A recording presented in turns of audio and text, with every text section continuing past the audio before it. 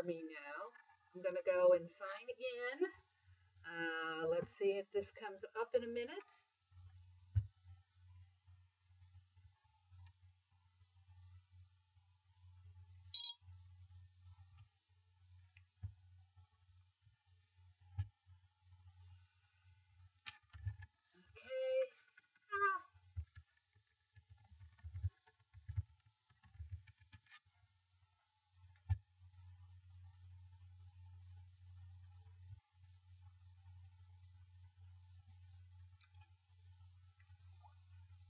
So, thank you for being patient with my son and I as we got these texting done just fine. We gotta forgive the light here. It's not as good as I would like this evening. Maybe that's a little bit better. So, I owe my youngest son. He's my youngest son, and I owe him my firstborn child. So here we are. We are on Chanah, our Echab, there. And chapter 2 is where we're beginning to get angry. We're beginning to get that emotion. We've moved out of that rational space, like what happens when you mourn somebody and you learn like somebody just died and you're relaying all the details and it's kind of rational, and then you move into this place of anger and it's like, oh God, why did you do this? What's wrong? I'm angry. You start getting this depth of emotion coming down. And then chapter 3, we see 66 verses in groups of 3, again with the alphabet acrostic, except for the verses with the pei and the ayin. And when we see those, it's reversed. And there's some themes in this chapter where we begin in a place of sorrow, and in the middle section of the third poem, we begin to see a glimmer of hope, and maybe we might be okay. And then the rest of that particular chapter varies back and forth between, where'd it go? Excuse me there. Between sorrow and okay. And that's a good thing. And then our emotions have overwhelmed our rationalism. Then we get to chapter 4, which we now see more details of the destruction. We see this really strong, horrific image of the infants and the children that are dying either by the sword or they're dying of the starvation that occurred during this exilic period. And we see their compassionate mothers eating the flesh of their deceased children. So the details are getting more and more horrific with each passing chapter. Who, by the way, they're not sure, okay, you're having a bad connection. Let me know if it improves for you.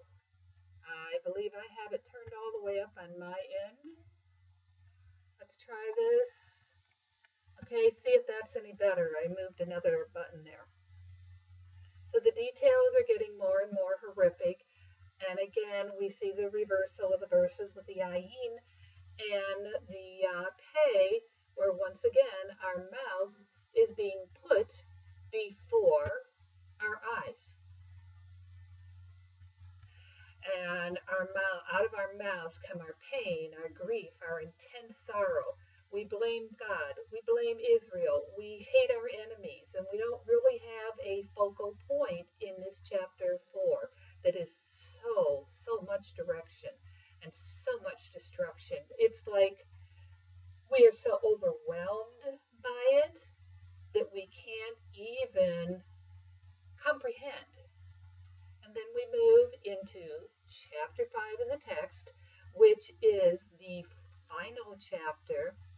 And if you have a copy of the text in front of you, you will notice that there are 22 verses, like we saw in chapters 1, 2, and 4, but there is no alphabet acrostic in this chapter. These particular verses are all done in a wild variety. The alphabet is all over the place. It is like it is our total destruction. It is, let me see where it is. There, but all the alphabet letters are used in this chapter. So we can learn homiletically from this that there is hope for the future. We still have the foundation, we still have the basics, but now what we hear is that we can find our way back. It's a chapter that is a truly desperate chapter, but there's hope in acceptance and in coming around. And what we see happening is if we look at the text as a whole, uh-oh, can everybody hear okay? Or can you all hear okay? Oh, that's not good. We're buffering now. So overall, the text can be viewed as a process of human mourning. We see the beginning stages, like after the death of a person in chapter 1. Okay, yeah, okay, I get it. I can give the news. This person has passed away. And you're kind of rationalized and you're kind of distant from what's happening. But then as it begins to sink in and the reality of that death and destruction sinks in, then it's the anger part of the process. The bargaining, yes, we made a mistake, yes, he died, but couldn't you have left him longer? Why did you have to have this happen? Why me? Why us? And then we see maybe a glimmer of hope. We see maybe we can make it through this. We have despair, yes, but then in chapter 5, there is no resolution in this text.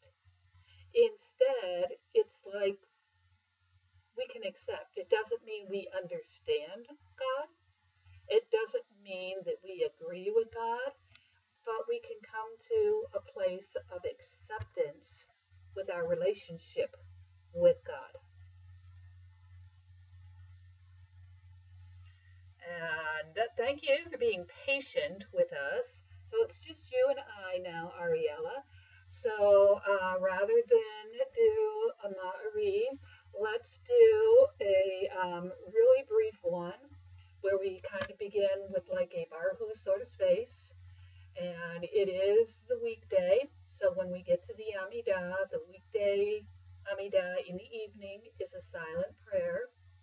And because this is Tisha B'Av and because we're in kind of that spiritual space of grief and mourning, especially with what's happening in Israel today, the destruction is still continuing. Our people are still being killed by others because we're Jews. So we say at the beginning of Ma'ariv, we talk about the evening of the stars. We talk about blessing Adonai for the twisting, the merging of night and day. God creates day, God creates night. God rolls back light before the darkness and rolls back the darkness before the light. Makes the day pass away, bringing on the night. Hamabdil bein yom uvein laila, the divisions between the day and the night. And it's like a mixing of the twilights and a merging. So even in the past, Judaism understood that the sun did not go down and the sun set and the night rise, the sun rise and the night set. Judaism has understood that this process is a mixing of lights, of rolling away light before dark and rolling away dark before light. And so we end this with the final Chatima that says, Baruch Adonai HaMa'ariv HaRavim. Oh, blessed are you, Adonai, who brings the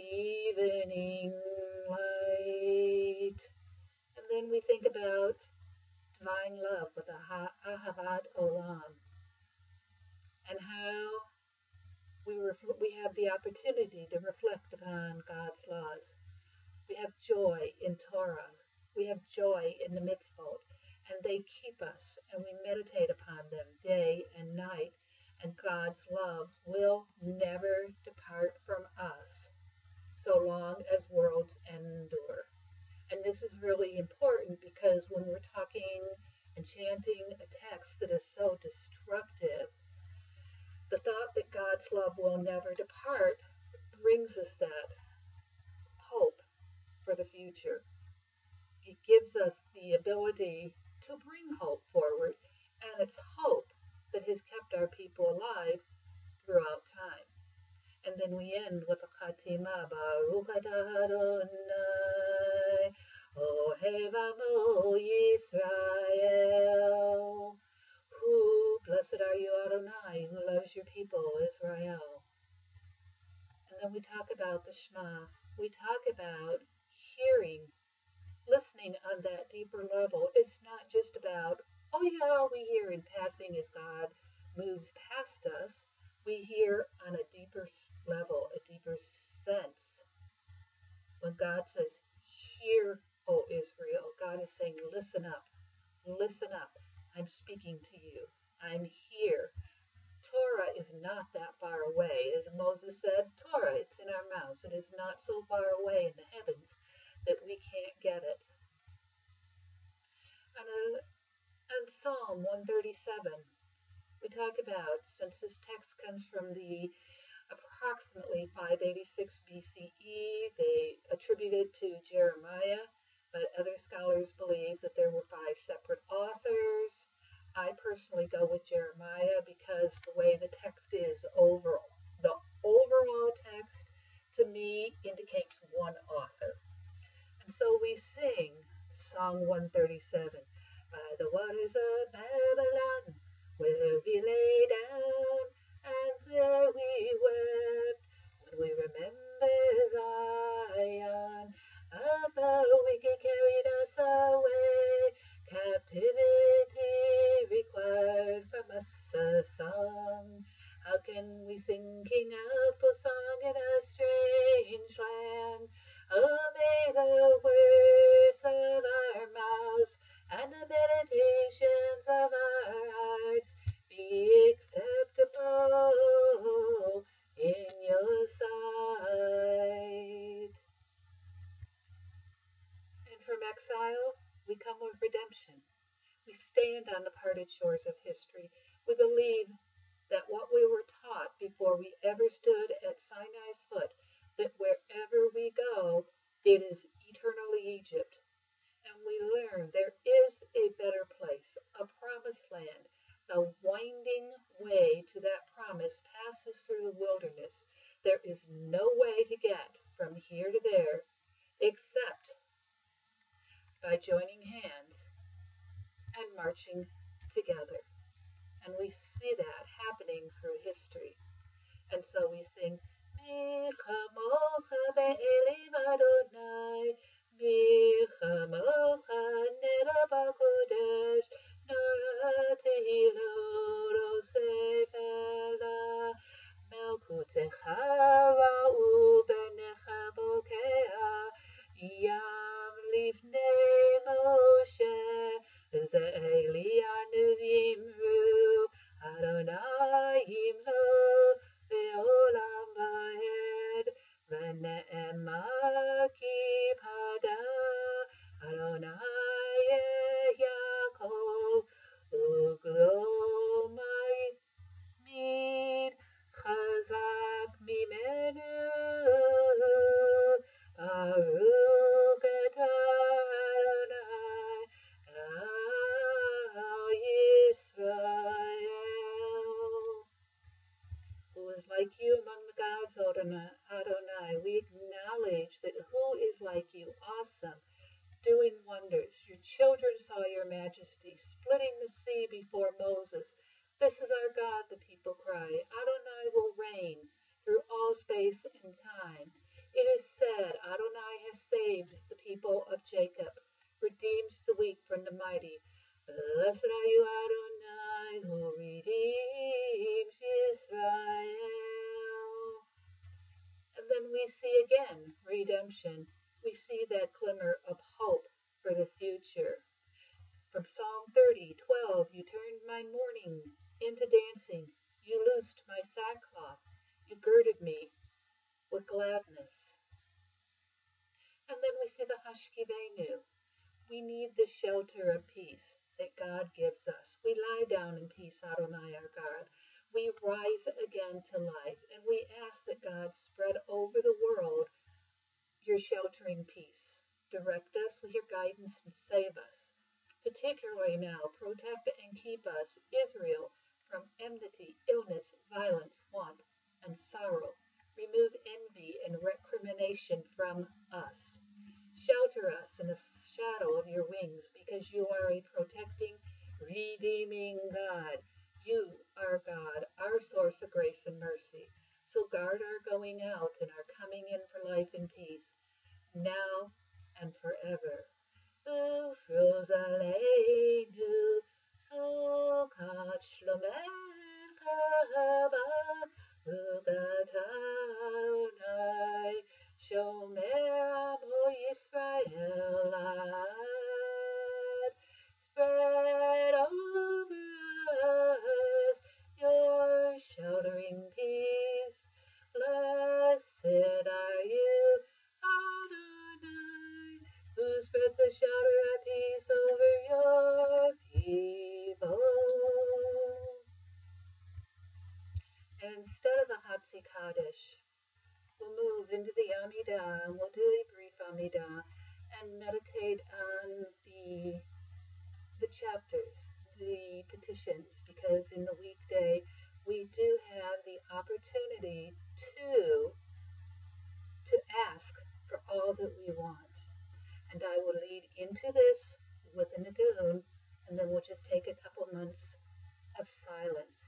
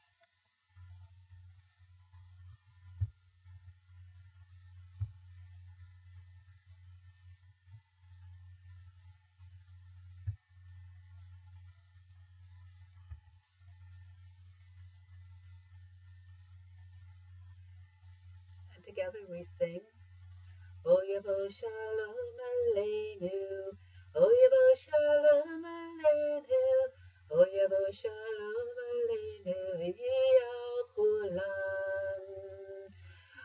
Oyavo Shalom Aleinu, Oyavo Shalom Aleinu, Oyavo Shalom Aleinu, V'yal Kulam. Shalom Aleinu, V'yal Kol HaOlam. Shalom, Shalom. Shalom Aleinu, V'yal Kol HaOlam. Shalom, Shalom.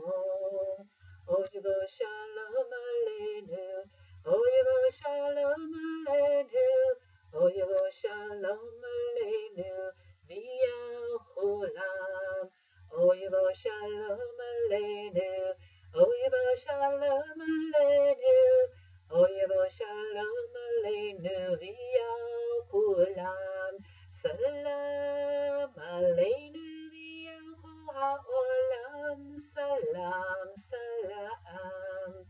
Salam Aleinu, V'yal Kol HaOlam. Salam, Salam. And we say that may there be peace for us. May there be peace for us, for us, for us, and for all. Pray for us and for the whole world.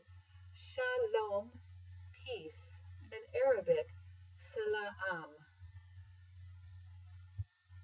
And we pray that peace comes soon. We don't have a minyan. We can't say mourner's Kaddish. So just take a moment and think about the dead in our world. Think about the people that we've lost. Think about the Israelis and the Palestinians on both sides who have died in the current war. And we think about them. They are the brightest stars today in the night sky.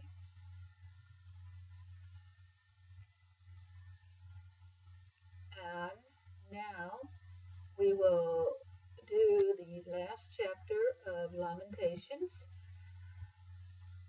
And this is the 22 verses of the acrostic. And even though the numbers are in Hebrew, the verses will start with various letters, and they are all mixed up because they remind us that when we reach this point of deep, passionate sorrow, that there is no order in our world. But because we still have the foundation of the alphabet on which our world is built, there is still hope, and the opportunity for future rebuilding of our world is possible.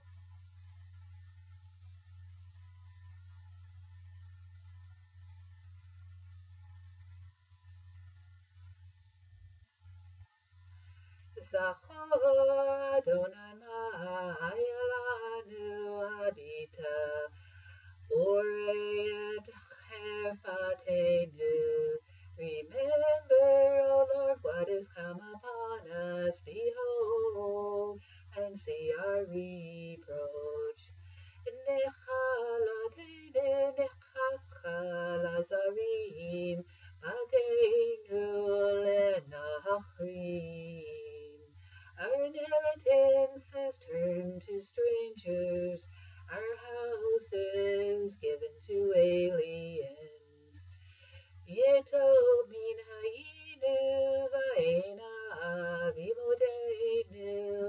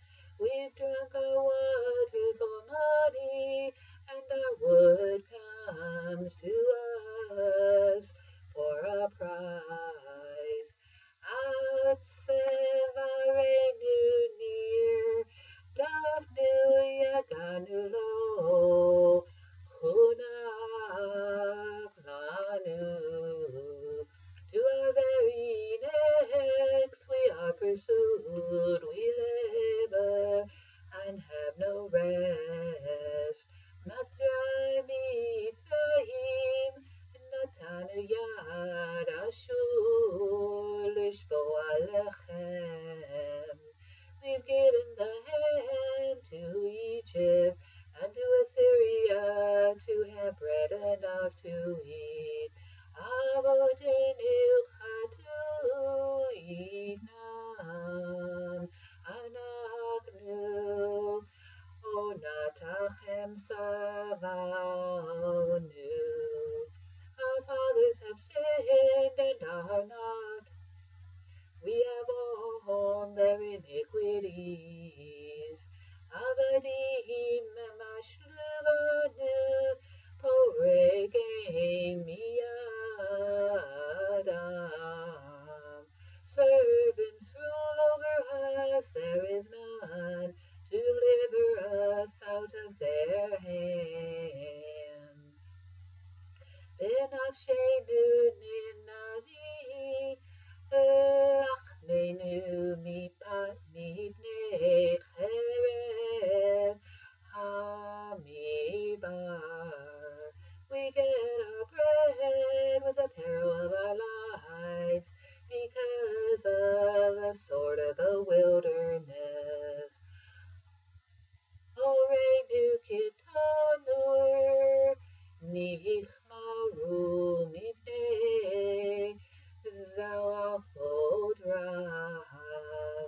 Our skin is hot like an oven because of the burning heat of famine.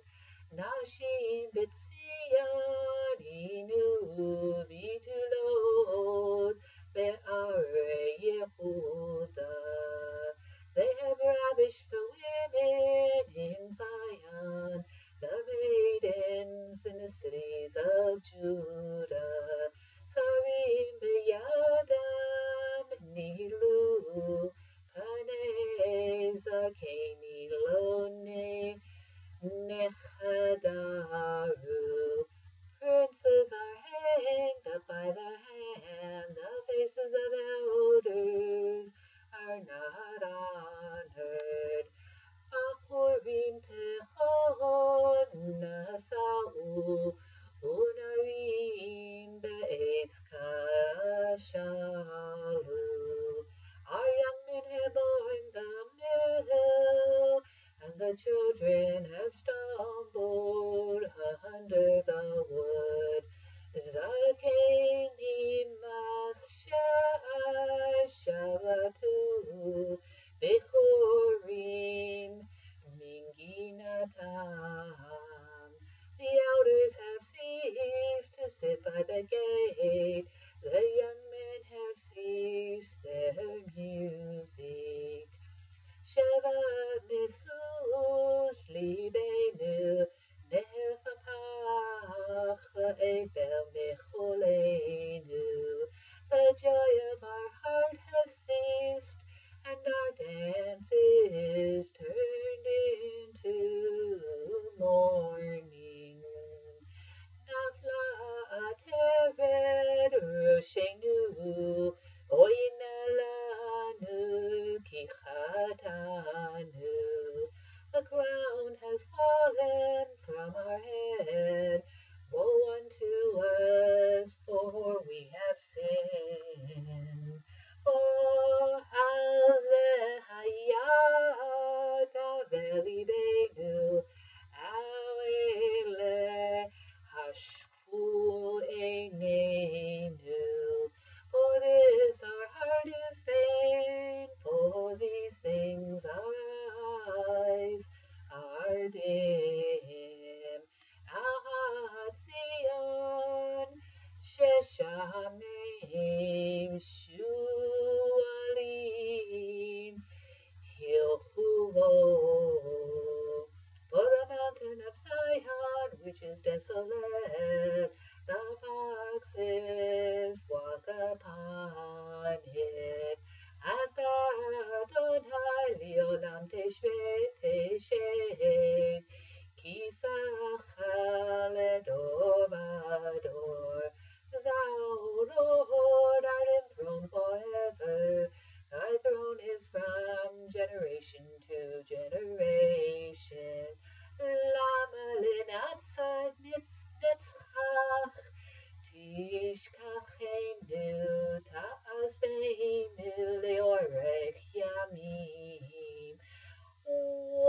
do thou forget us forever and forsake us for so long a time. Ashivenu Adonai Elecha, Venashuva Chadesh Yameinu Kekedem. Keep turn towards us, O Lord, and we shall return, renew our days as of old. Kimein Ma'os, Me'az Tanu, Katsavta, Leinu Ad Me'od. Thou canst not have utterly rejected us, and be exceedingly wroth against us. Ashivenu Adonai Elecha Venashuva Chadesh Yameinu Kekedem. Return us to you, Adonai, and we shall be returned, renew our days as of old.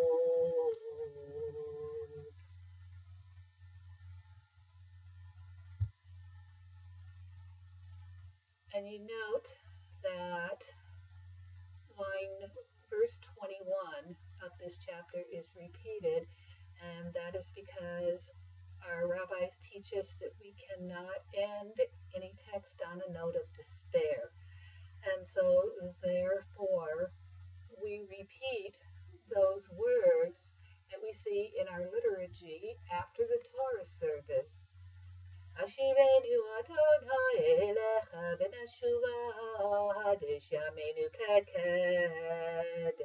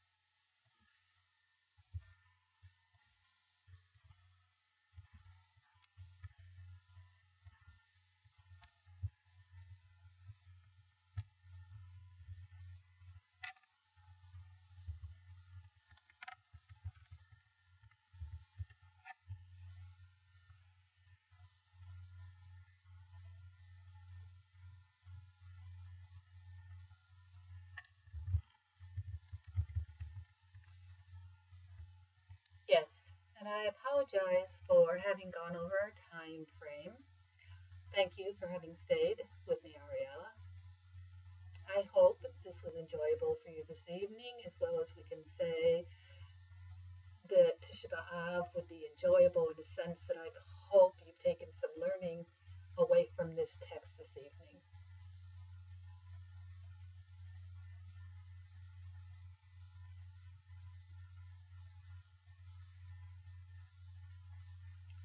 And we will be back next week with our regular Torah study. Do you have any questions? Thank you.